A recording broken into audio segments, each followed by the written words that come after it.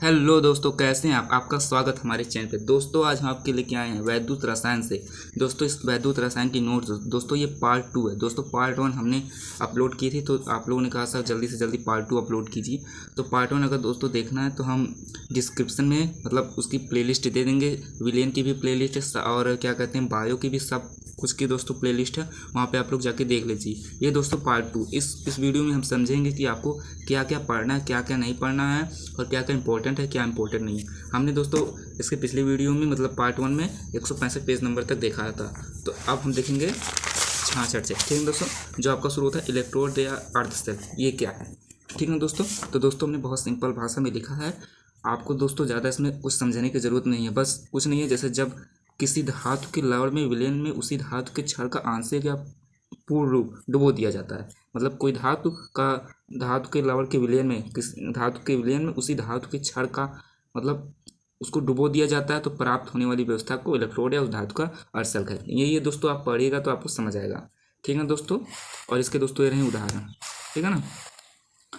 अब इसके प्रकार क्या है तो आप ये देख लीजिए दोस्तों।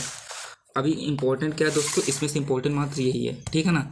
मोस्ट इंपॉर्टेंट नहीं, इसको हम इंपॉर्टेंट कहेंगे। ठीक है ना। अभी मोस्ट इंपॉर्टेंट क्या है तो भी जिस पे हाईलाइट आपको मिलेगा तो वो आपको जरूर पढ़ना रहेगा। ठीक है ना दोस्तों।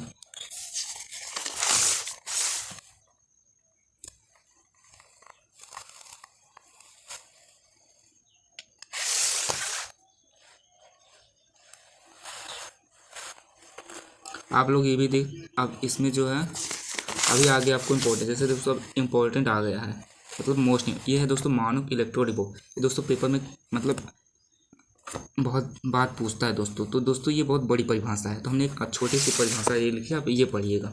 ये 1-2 नंबर में पूछेगा इसकी परिभाषा। ठीक है ना। और दोस्तों हमें इंस्टा पे भी जरूर फॉलो कीजिएगा। ठीक है ना। डिस्क्रिप्शन में हम इंस्टा की लिंक है, वहाँ पे आप क्लिक कीजिएगा तो सीधा इंस्टा पे पहुँचा देगा। हमें भी इंस्टा पे भी फॉलो कर लीजिए।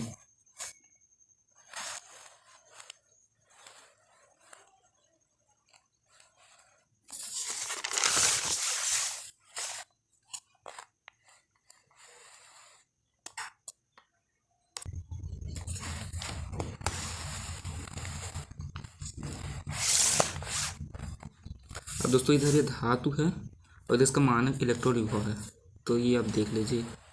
ठीक है ना। इसको क्या पढ़ेंगे ये भी हमने लिख दिया है। अभी आगे इस पर हम और बता रहे हैं आपको डिटेल्स में। जैसे जो अधातुओं का विद्युत रासायनिक श्रेणी है, तो इसके जैसे पूछता कैसे हैं, तो जैसे इसके उपयोग पूछेगा। लक्षण, जैसे दोस्तों ये देखिए हेडिंग है विद्युत रासायनिक श्रेणी के लक्षण। तो विद्युत रासायनिक श्रेणी के लक्षण क्या है तो आप ये देख लीजिए। इसमें कम से कम 3 लक्षण तो आप लोग जरूर याद कीजिएगा। ठीक है ना। और फिर पूछे धातु की विद्युत रासायनिक श्रेणी के उपयोग बताइए। इसमें भी 3-4 उपयोग जरूर आप लोग याद कर लीजिए। ठीक है ना।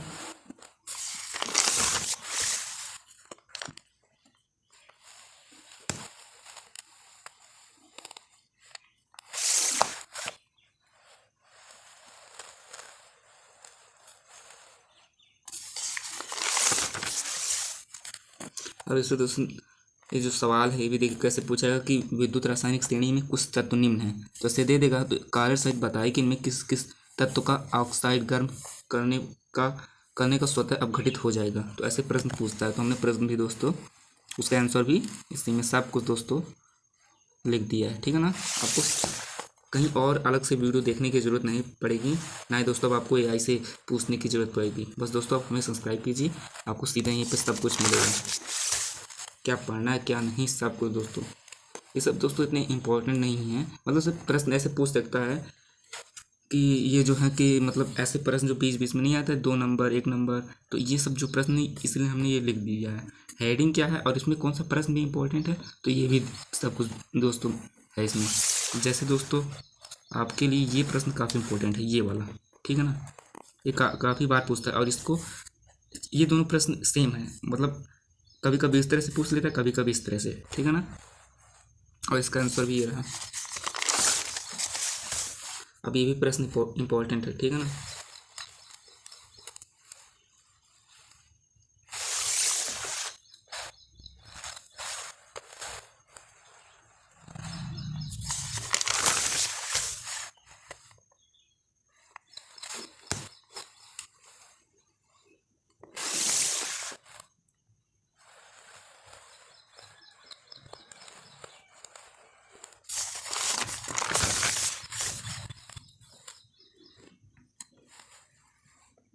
और दोस्तों हमने हिंदी का भी क्लास 12 हिंदी का भी नोट्स वो भी है दोस्तों, मतलब व्याख्या जो होती है और प्रश्न उत्तर सब कुछ दोस्तों भी है, आप लोग जाके वो भी देख लीजिएगा, ठीक है ना।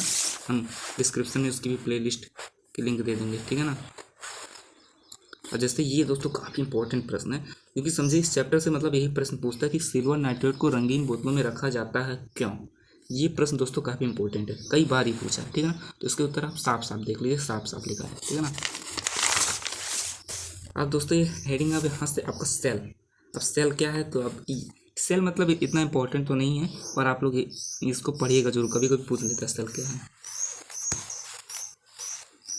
अगर दोस्तों आपको वीडियो की क्वालिटी अच्छी ना तो थोड़ा क्वालिटी बढ़ा लीजिएगा, ठीक है ना।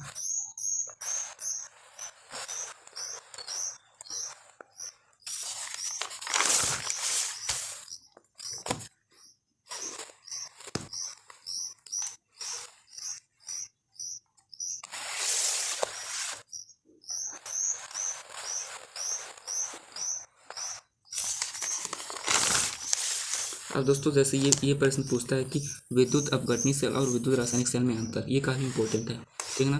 तो कम से कम 3 अंतर तो आप लोग जरूर याद कीजिएगा, हमने 4 लिखा है। अब लेवल पूछता है तो उसके कार्य भी इंपॉर्टेंट है, ठीक है ना।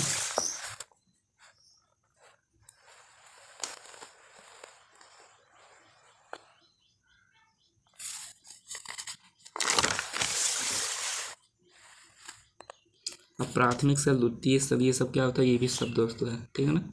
इस प्रश्न में बस मतलब इस चैप्टर में बस आपको पढ़ना है, ज़्यादा इस पर सवाल नहीं मिलेंगे, ठीक है ना।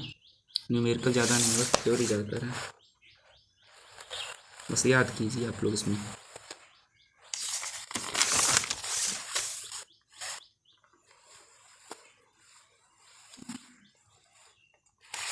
अब दोस्तों मरकरी सेल, ये वाला जो सेल है ये इंपॉर्टेंट है, मरकरी सेल को जरूर पढ़िएगा आप लोग, ठीक है ना। और सीसा संचायक सेल एवं सीसा संचायक बैटरी या लेड एसिड सेल एवं लेड एसिड बैटरी, ये भी इंपॉर्टेंट है, ठीक है ना।